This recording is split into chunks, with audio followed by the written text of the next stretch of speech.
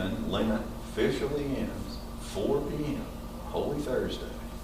We're done with Lent. Okay? Then we enter a short liturgical season called the Triduum. 3 days. Holy Thursday, Good Friday, Holy Saturday. Okay? Holy Thursday. We celebrate that night the Mass of the Lord's Supper. Okay? There is a sense of what we're doing because, after all, what did Jesus do? The night before Good Friday, before he died on the cross. Celebrated Passover with the disciples, did he? In the upper room. Familiar with that story, right? And that was where he basically established Mass. That was the first Mass, right there. He transformed the Passover into a new one, which we call Eucharist, Mass. Okay? So that's what we're doing. That's what a lot of what we're celebrating that night, on Holy Thursday, the Mass of the Lord's Supper, is the Last Supper, or the first Mass. And the readings are always the same. The Gospel always comes from John, and it is the account of, because John has the longest Last Supper by far of any of the Gospel writers. And it is the part where he washes the disciples' feet at the Last Supper. And so there are 3 things really unique that we do at this particular Mass. The first thing is the oils that got blessed at the Chrism Mass, we receive them into the parish. So there will be people, some you'll be asking, some of you maybe to do this. Three more people. Each carry a oil. And there's a little narration, oil of the sick. A little narration is said about that as you bring it up. And we'll have a little place for you to put it there. Okay? So that happens early on in the Mass. Then after the Gospel is read, we've just heard about Jesus washing the disciples' feet. And Sonia will also be asking 12 people who volunteer to have their feet washed. And then those 12 people, I'll invite them forward. And they will sit down, take off their shoe, sock if they have one. And the servers and I, then I'll come around with a basin and pitcher of water. And I'll wash your foot. So, but I'll wash your foot. Okay? And I'll dry it with a towel. And I'll move to the next person. I'll do that for all 12 people. Okay? That's always, people get all kind of, some people, they get all uptight about, what their foot looks like. And, oh my gosh, I gotta go get a pedicure, and, all this stuff. But, I'm sitting there thinking, it's not pedicure.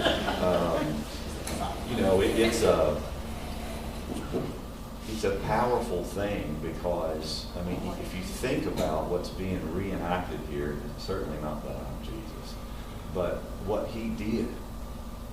This is the Son of God who has humbled himself to take on the form of one of his own creatures. And all that means, even all the negative stuff that means. But that still wasn't enough.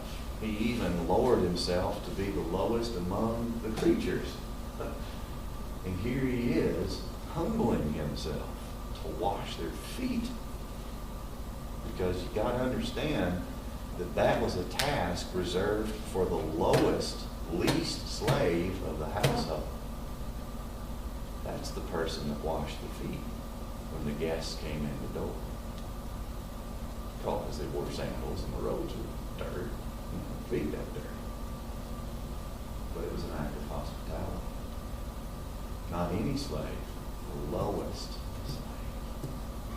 So here's the Son of God who's gone to the very bottom. It's just an indescribable humility. We really can't get a hold of it, I don't think. So that's what's being reenacted here. I'm not saying I have that kind of humility, because I don't. But that's what's being reenacted here. It's a powerful thing to me. I don't care if you get a pedicure or not, right? But, then the third unique thing that happens is at the end of Holy Thursday Mass. We will take all the hosts that are left, we'll put them in these containers that have a lid, and that goes, each of those containers is called a ciborium. And then we will have set up there to the side, it's usually over on the Mary side of church, what's called an altar of reposition, or an altar of repose. You know what the repose is, right? And so what we do is, in recognition of this great gift of the Eucharist that we've been given, and that truly is Jesus, we'll get out the incense, and we'll incense it, sing, and I'll put on a special little small veil. It's called a humeral veil, not because it's funny, but because it's, the root word is humus, which is Latin, and it means, that's where humble comes from. It's the root word. It's also the humeral veil, okay? And so, in recognition that this is the Son of God, we touch it not with bare hands, but with humeral veil. And then we'll process around church as we sing. And then I will go up to the altar of repose and place the ciboria, usually there's more than one there. And then Mass ends. And I will invite people, because again, think about what's going on here in the gospel account. After the Last Supper, Jesus went out to the Garden of Gethsemane, right? And he prayed there with at least 3 of the apostles. And that's where he was arrested, right? Okay? So, in a sense, we are disciples, but like those first disciples, here we are being asked to keep watch. Because remember, that's what Jesus did to them. He kind of moved away from them a little bit and went into prayer. He said, watch with me while I go over here and pray. Same invitation. Because he's right there for us to watch with him and to pray. And so usually I just do it for an hour. But you'll be invited to stay the whole hour, or a portion of the hour, or no, I gotta go, or whatever. But I would encourage you to at least stay just a little bit.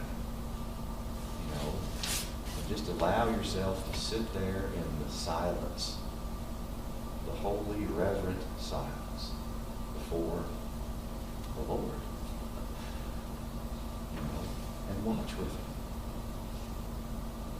And then I'll usually lead a little hymn a cappella to close the hour. And then we have a special place fixed back in the sacristy where I will put the ciboria. You won't go back in the tabernacle. And in fact,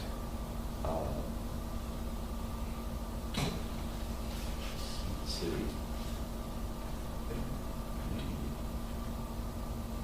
I think I remember this. I forget sometimes.